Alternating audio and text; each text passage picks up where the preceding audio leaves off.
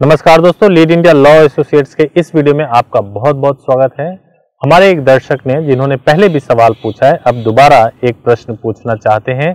उन्होंने विस्तार से अपनी समस्या लिख करके भेजी है। आइए उनके पहले समस्या को पढ़ते हैं, फिर मैं उसका जवाब देता हूँ।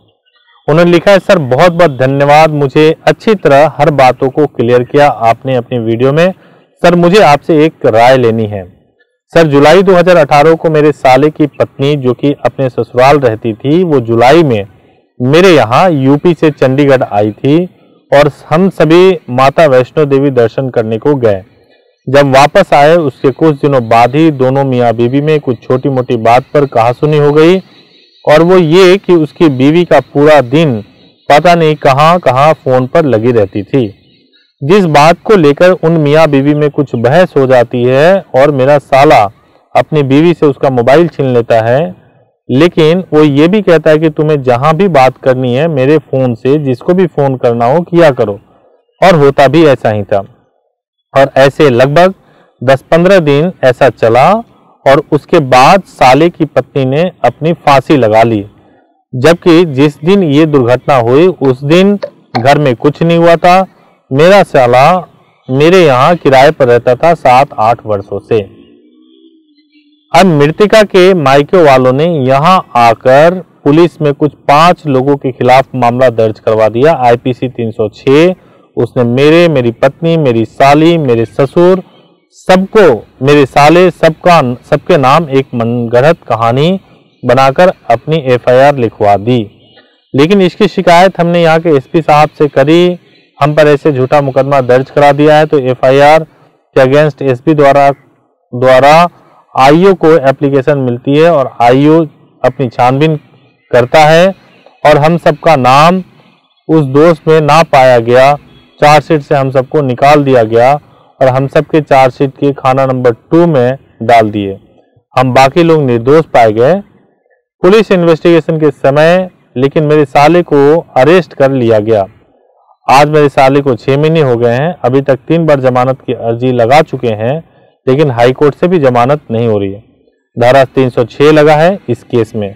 अब मुझे समझ में नहीं आ रहा है कि अपने साले को इस केस से कैसे बरी कराऊं।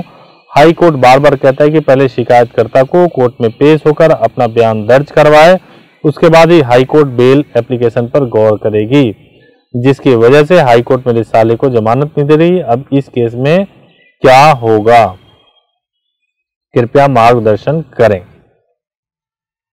काफी लंबा प्रश्न था, मैंने आपका पूरा प्रश्न पढ़ा और प्रश्न को मैं एक बार अपने दर्शकों के समझने के लिए मैं एक बार बताना चाहूंगा कि आप यह कहना चाह रहे हैं कि जो आपके साले साहब हैं वह आपके यहाँ रहते थे किराए पर, वह अपनी पत्नी के साथ में रहते थे, पत्नी के साथ कुछ कहासुनी होती रहती थी, फिर एक दिन पत्नी ने अचानक सुसाइड कर लिया, जो कि आपका घर था, वहां पर साला आपके साथ में किराए पर रहता था। फिर FIR दर्ज किया गया, FIR दर्ज हुआ, उसमें आप सभी लोगों का नाम दिया गया। बाद में जो चार्जशीट पेश किया पुलिस ने कोर्ट में, उसमें आपका जो है आप सभी लोगों का नाम निकाल दिया गया, लेकिन आपके साले को जेल हो गई, अरेस्ट कर लिया गया। अब आप कह रहे हैं कि 3 बार बेल लगा चुके हैं, लेकिन आपको बेल नहीं मिल रहा है, तो बेल कैसे मिलेगा, ये आपका प्रश्न है। देखिए, सबसे पहली बात मुझे एक स्पष्ट नहीं हुई बात, वो ये कि क्या आज भी आपके साले साहब बेल पे बाहर है, मतलब कि क्या वो कहीं छिपे हुए हैं या अरेस्ट है? क्योंकि जब हाईकोर्ट ये बात कह रहा है कि पहले अपने साले को पेश करो, उसके बाद बेल की अर्जी लगाओ, बेल कब मिलता है? आपको बेल का एक मैं कॉन्सेप्ट बताता हूँ। देखिए, हमारा कानून इस सिद्धांत पे काम करता है कि कोई भी आरोपी तब तक सजा याफ्ता नहीं माना जाएगा, तब तक दोषी नहीं माना जाएगा। आरोपी तब तक दोषी नहीं माना जाएगा जब तक इस देश के highest court, apex court, supreme court जो है उसको सजा ना दे दे, सुप्रीम कोर्ट उसको दोषी ना साबित कर दे। अब प्रश्न ये है कि जो आपके साले साहब हैं उनको सुप्रीम कोर्ट ने या किसी और कोर्ट ने तो दोषी नहीं करार दिया, तो आज के डेट में वो आरोपी हैं। लेकिन बेल देने का भी एक ग्राउंड होता है। क्या ग्राउंड होता है? कि आरोपी को देख करके, आरोपी के कंडक्ट को देख करके ऐसा लगना चाहिए कि जो आरोपी है वह कानून को सम्मान करने वाला व्यक्ति है।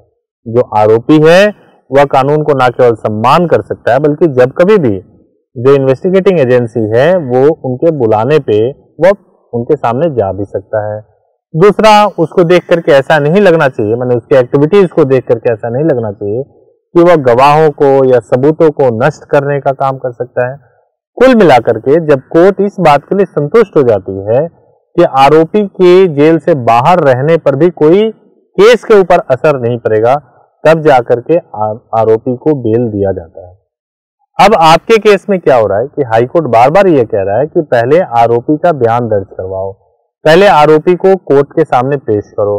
तो मुझे ये समझ में नहीं आया आपके प्रश्न से कि अगर आरोपी जेल में बंद है तो बयान करवाना बिल्कुल मुश्किल नहीं है, उसको पेश करके बयान करवाया जा सकता है, आपकी तरफ से भी पेश करवाने में कोई मुश्किल नहीं है। यदि वो जेल से बाहर है, यदि वो जेल से बाहर है और आप ये सोच रहे हैं कि उनको अग्रिम जमानत मिल जाए और फिर वो कोर्ट के सामने या बाकी सारी चीजों में जाए, तो ये संभव नहीं है। अगर कोर्ट, हाई कोर्ट आपको कह रही है कि आप आरोपी को पेश करें और उसका बयान दिलवाएं, तो आपको निश्चित रूप से जाना चाहिए, आपको बेल आरोपी को एक बार कोर्ट के सामने पेश करना चाहिए, उनके बयान कराने चाहिए।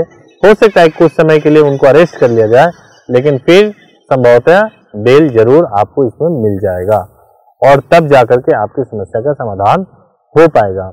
मैं आपसे कहूंगा कि भागने का कोई इसमें कारण नहीं है। आप अलग अलग कोर्ट में बेल के लिए आवेदन कर सकते हैं, लेकिन फिर भी आपको फाइनली एक बार आरोपी को, मुझे लगता है, कोर्ट के सामने पेश करना ही पड़ेगा।